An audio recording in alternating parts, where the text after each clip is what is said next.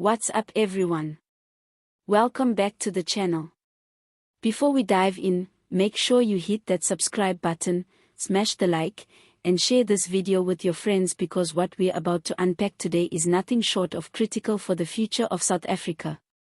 The topic: the hollowing of leadership in South Africa. This is a conversation that needs to be heard far and wide because it's about the very core of how this country is run, who holds power, and what that means for every single citizen living here. South Africa has long been a nation with great promise. From the dismantling of apartheid to the birth of a democratic society, there was hope that leadership would rise to the occasion, leaders who could build a strong nation, heal deep wounds, and lead with integrity and vision. But today, many South Africans look around and feel something has gone terribly wrong.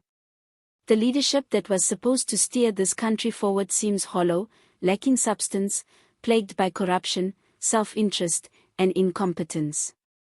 When we talk about hollow leadership, we are referring to a leadership void, a space where the qualities we expect in those who govern and serve are either missing or severely compromised. It's not just about having people in positions of power, it's about the kind of people and what they stand for. Unfortunately, in South Africa, many leaders have become mere figureheads, symbolic actors who fail to inspire real change or uphold accountability.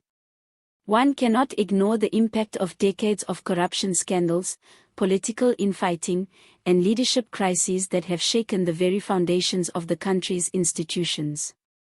From state capture to financial mismanagement, these issues have eroded public trust.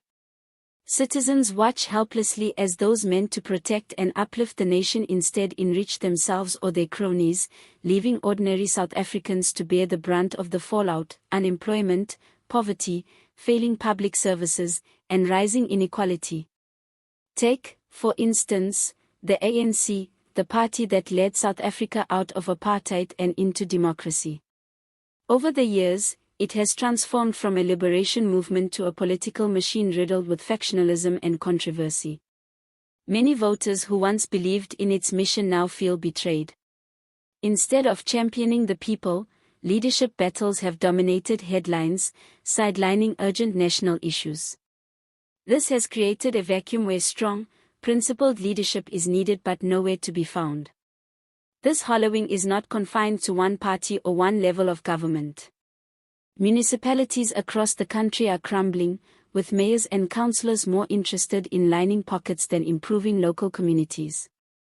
Schools are failing, hospitals are understaffed and ill-equipped, and basic services like water and electricity remain inconsistent or unavailable for many. Leadership at these levels often lacks the vision or courage to confront challenges head-on. What's even more alarming is the generational impact of this hollow leadership. Young people, who should be the hope and future of the nation, see a system that seems rigged against them. Opportunities are limited, and the political landscape is dominated by those who often prioritize personal gain over public good.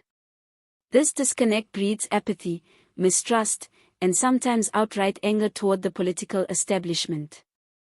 But why has this hollowing happened?